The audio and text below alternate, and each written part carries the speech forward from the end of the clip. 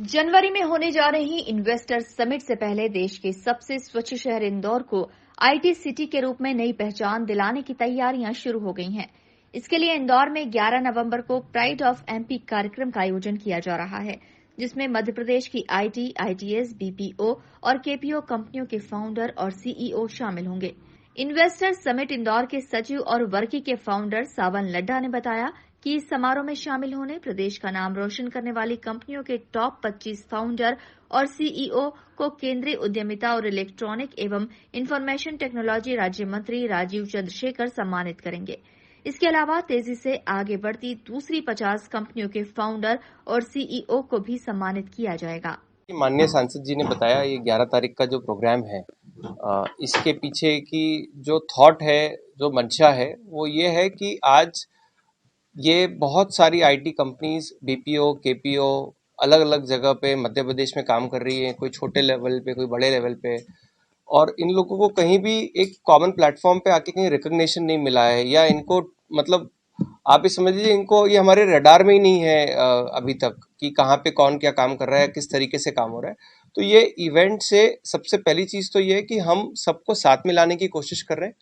और आज इन छोटी छोटी कंपनीज को या बड़ी कंपनीज को कहाँ पे कौन सी कैसी हेल्प चाहिए वो हेल्प हम कराना चाहते हैं। हमारा कोशिश ये है कि हमें इंदौर का नैरेटिव चेंज करना है। इंदौर का जो स्टेटमेंट है, हमें इंदौर को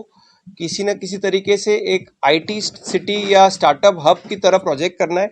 और जिसमें मैं आप लोगों की प्रेस की, मीडिया की बहुत ज़्यादा मदद चाहता हूँ।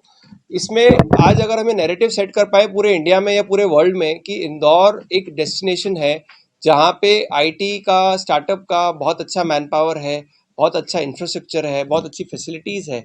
तो कहीं ना कहीं ये नैरेटिव अगर हम हमारी पूरी कंट्री में इस्टेब्लिश कर पाए इंदौर के लिए, तो जो आज पूना, हैदराबाद या बैंगलोर में हुआ है, इंदौर में बहुत जल्दी ये रिपीट हो जाएगा। और आने वाले 5 साल में आप देखेंगे कि इंदौर एक आईटी सिटी या स्टार्टअप कैपिटल, इस तरीके की चीज़ें यहाँ पे बन पाएगी। इंदौर के एडवांटेजेस आपको पता ही है, यहाँ ना तो कोई स्मॉग होता है, ना कोई फ्लड होता है, ना अर्थक्वेक आते हैं, ना टेररिस्ट अटैक्स होते हैं। यानी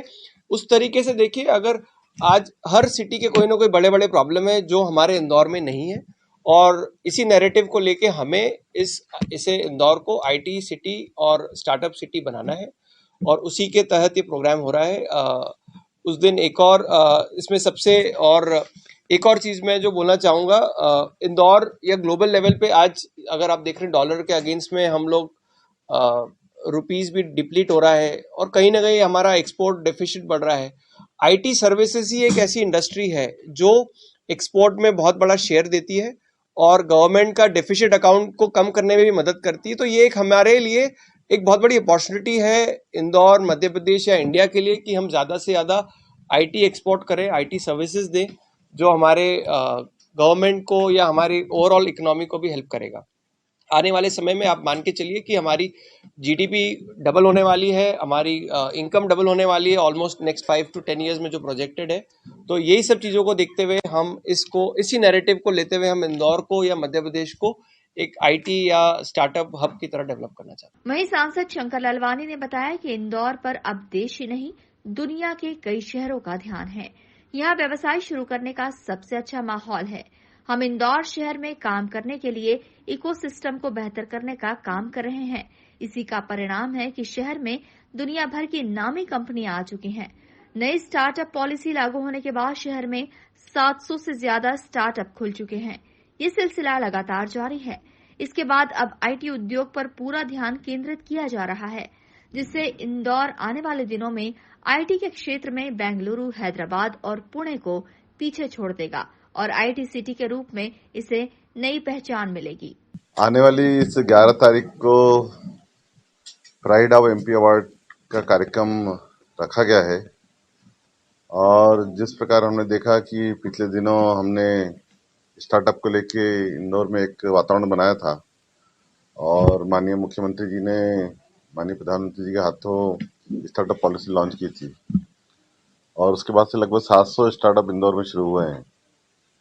और इसी के साथ साथ हमको ये लग रहा है कि आईटी के क्षेत्र में भी एक स्कोप अच्छा है इंदौर में काम होने का,